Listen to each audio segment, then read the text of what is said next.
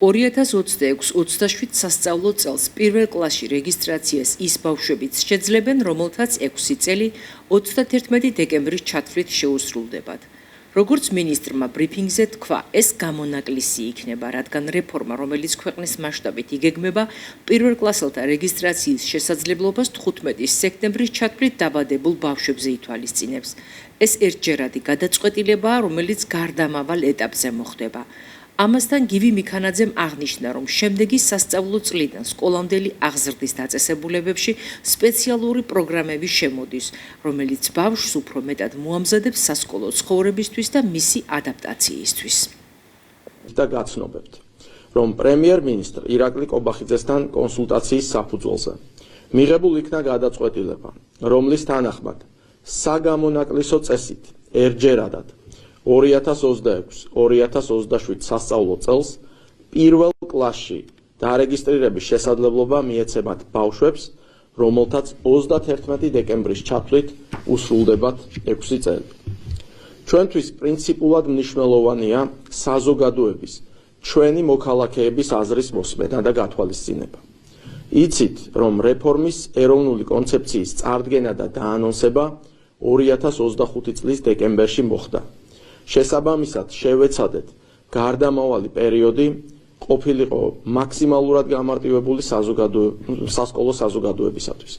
მშობელთა უმეტადებდნენ პირველი კლასისთვის.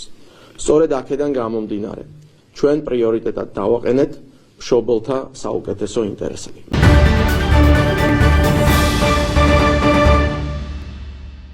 ზესტაფონის უშანგი ჩხეიძის სახელობის პროფესიული დრამატული სახელმწიფო თეატრი თბილისში გასტროლზე მიემგზავრება. აკაკი ხორავას სახელობის მსახიობის სახლში 5 დღის მანძილზე ჩვენი თეატრის დასი 5 სხვადასხვა სპექტაკლს ითამაშებს. წარმოდგენები 10 მარტიდან დაიწყება. პირველი სპექტაკლი ჩარლზ დიკენსის საშობაო სიმღერა იქნება, რომელიც რეჟისორმა მამუკა ცერცვაძემ დადგა.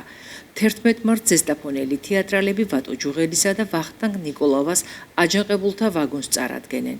გასტროლის მესამე დღე გიორგი სიხარულიძის სულიკოს დაეთმობა. 13 მარტს დასი ვატო ჯუღელის სპექტაკლს ითამაშებს იავნანამ რაქმნა. საგასტროლო ტურნეს ზესტაფონის თეატრი 14 მარტს დაასრულებს წარმოდგენით ყვარყვარე თუთაბერი, რომელიც რეჟისორმა ვატო ჯუღელმა დადგა. პროექტი ხორციელდება საქართველოს კულტურის სამინისტროს, ზესტაფონის მუნიციპალიტეტის მერიისა და ზესტაფონის მუნიციპალიტეტის საკრებულოს ფინანსური მხარდაჭერით. პროექტის პარტნიორია შემოქმედებითი კავშირი საქართველოს თეატრალური საზოგადოება.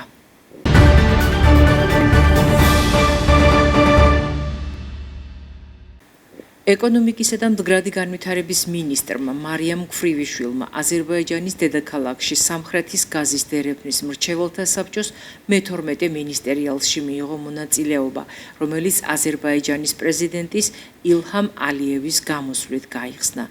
მინისტერიალის გახსნის ცერემონიაზე სიტყვით გამოსვლისას მინისტრმა უსაფრთხო და მდგრადი ენერგეტიკული მომავლისთვის აღნიშნულ ფორმატში ქვეყნებს შორის თანამშრომლობის მნიშვნელობაზე ისაუბრა. აზერბაიჯანის რესპუბლიკაში ოფიციალური ვიზიტის ფარგლებში შესაძლებლობა ჰქონდა მონაწილეობა მიგვაყო სამხრეთის გაზის დერეფნის მინისტერიალში.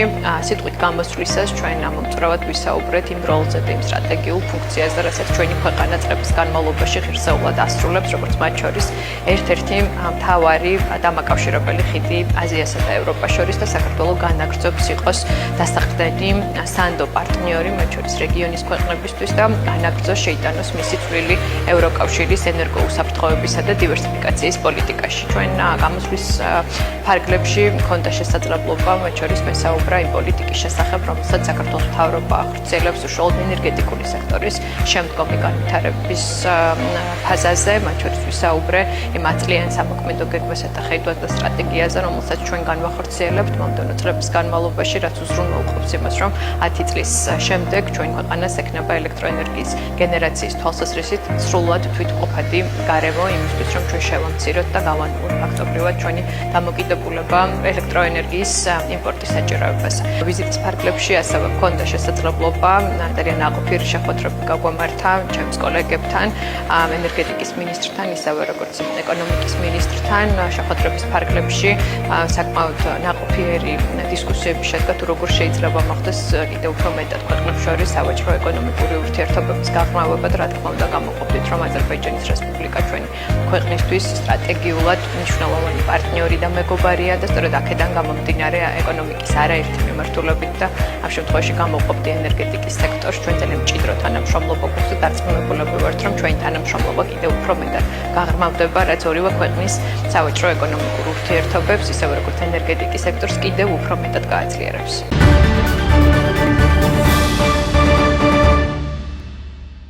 ირანში მიმდინარე მოვლენებს ეხმაურება საქართველოში ირანის ელჩი სეიედ ალი მოჯანი. მისი განცხადებით, ომი ირანს არ დაუწყია.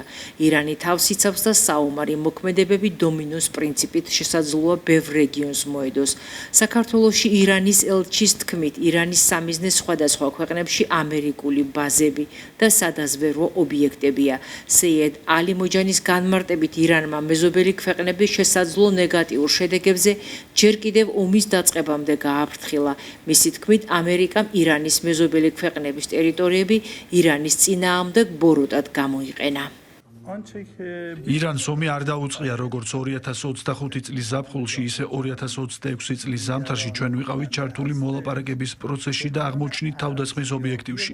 ირანს აქვს თავდაცვის უფლება, რომელიც განსაზღვრულია საერთაშორისო სამართლის პრინციპებით და გაეროს ქარტიით. ჩვენი თავდაცვის შესაძლებლობები ჩვენი შეიარაღება გვაძლევს საშუალებას თუნდაც 1 საათის განმავლობაში ჩვენ მოვახდინოთ ძალების მობილიზება და დავიცვათ ქვეყანა, რომლის ფართობი 1.600.000 კვადრატული კილომეტრია.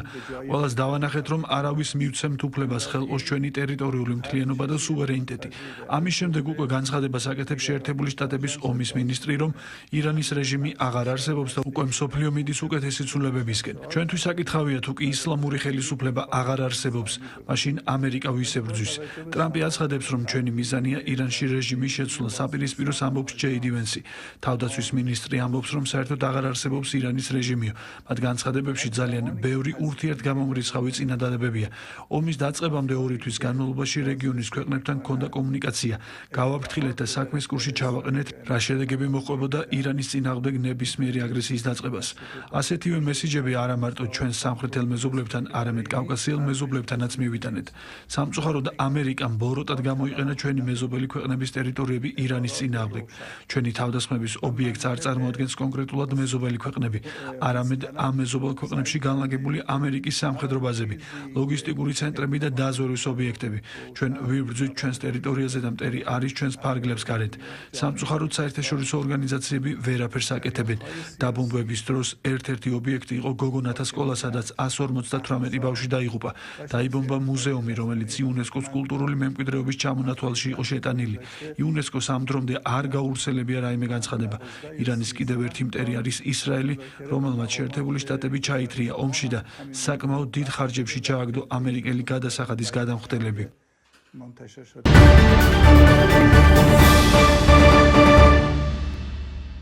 სტაფონელი ნუკი ხუსკივაძე საქართველოს ვიცე-ჩემპიონია ჭადრაკში 9 წლამდე ასაკის გოგონათა შორის.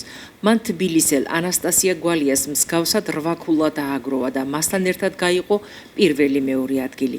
აღსანიშნავია, რომ უშუალო მეტოქემ ნუკი ხუსკივაძეს მხოლოდ კოეფიციენტების გათვალისწინებით მოუგო. საქართველოს პირველობა 9 და 10 წლამდე მოჭადრაკეთა შორის ქუთაისში მაია ჩიბურდანიძის სახელობის საჭადრაკო სკოლაში ჩატარდა. ჩემპიონატი ორგანიზებული იყო საქართველოს ჭადრაკის ფედერაციის მიერ და მასში ქვეყნის 10 რეგიონის 154 საუკეთესო მოჭადრაკე მონაწილეობდა. ჩემპიონატის გამარჯვებულები დიპლომებით, მედლებითა და თასებით დაჯილდოვდნენ. პირველ ადგილზე გასული მოჭადრაკეები ევროპის ჩემპიონატის საგზურების მფლობელებიც გახდნენ.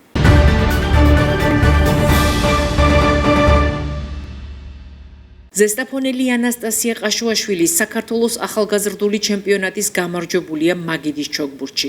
13 წლის გოგონა მხსენებული ტურნირიდან პირველი ადგილისთვის განკუთვნილ მთავარ პრიზთან ერთად კიდევ 2 მედალი ჩამოიტანა. 13 წლამდელებში ინდივიდუალური ჩემპიონის ტიტულთან ერთად მან მეორე ადგილი მოიპოვა შერეული წყვილების თანრიგში. მესამე პოზიციაზე კი გოგონათა წყვილში წარმატებული ასპარეზობის შედეგად გავიდა. ამისთვის ძალიან ბევრი ვიშრომე, რომ საქართველოს ჩემპიონი გამხდარიყავი. ბევრი ვივარჩე ამის რომ გავხდარიყავი ჩემპიონი. ძალიან პეტრიანი ვარ, რომ პირველი ადგილი ავიღე, ასევე მეორეს და მესამეც. პირველი ადგილი ავიღე ინდივიდუალურ შეჯიბრებაში, მეორე ადგილი ავიღე ბიჭების შერეულ წყვილში, ხოლო მესამე ადგილი გოგონათა წყვილში. ასევე მინდა დიდი მადლობა გადავუხადოთ ნინო ნინოშვილს, ავტოკოჩაშვილს და საქართველოს მაგიდის შოგურთის ფედერაციას. 3 წელი არას დავდიოდი მაგიდის შოგურთში და ასეთი შედეგი პირველად ავდე და მინდა რომ კიდე გავაგრძელო, მივყვე ჩემს სპორტს, მაგიდის შოგურთს. ჩემპიონის მწვრთნელი ამბობს, რომ ანასტასიას წარმატება ზესტაფონში მაგიდის ჩოგბურთის ისტორიაში პირველი პრეცედენტია, რასაც პერსპექტიულმა სპორტსმენმა ინტენსიური ვარჯიშის შედეგად მიაღწია. შემთხვევითი არაფერი არ ხდება, რა თქმა უნდა, როდესაც ადამიანი აღწევს შედეგს, დიდი ვარჯიში და ოპლიზმით არის, მაგრამ ზესტაფონის ისტორიაში საქართველოს ჩემპიონი მაგიდის ჩოგბურთში არ ყოფილა. ეს არის პირველი შემთხვევა. და მე მინდა მიულოცოთ ასოს, რომ დაწერა ისტორია და გახდა საქართველოს ჩემპიონი. მინდა კიდე მიულოცო. ხსენებად უშრომლად არაფერი არ გამოდის. ძალიან დიდი შრომა ჩავდებით, რომ საქართველოს ჩემპიონი გამხდარიყო. ამას ჩვენ შარშანს ველოდებოდით, მაგრამ იცით, შარშან რაღაცა მიზეზების გამო ვერ გახდა. მეორე ადგილზე გავიდა შარშან. წერს ჩავდეთ მაქსიმალურად ვეცადეთ, რომ ყველაფერი ჩავდებით. ვარჯიში შემდეგ ბოლო ერთი კვირა თბილისში გავუშვით, უფრო იქ მოგეხსენებათ, მეტი საშუალება არის ვარჯიშის, უფრო ძლიერი ბავშვები არიან. ერთი კვირა გავუშვით იქ საქართველოს ნაკრების მწვრთნელთან, ვახლობოთ მასთან ძალიან ახლოს. და ამანაც, რა თქმა უნდა, იმოქმედა, რომ ბავშვი გახდა საქართველოს ჩემპიონი. ძალიან დიდი კონკურენტები ყავდა, როგორც აჭარის სახით, აფხაზეთის სახით, თბილისის სახით. აი ეს 3 რეგიონი უძლიერესი ბავშვებით არიან დაკომპლექტებულები. ჩვენ გაგვიჭირდა მართალია, მაგრამ შევძელით. საქართველოს ახალგაზრდული ჩემპიონატის მასპინძელი სპორტ კომპლექსი არენა 2 იყო. ტურნირი 5 ასაკობრივ კატეგორიაში ჩატარდა. ორგანიზატორი საქართველოს მაგიდის ჩოგბურთის ფედერაცია, მხარდამჭერი კი საქართველოს სპორტის სამინისტროა.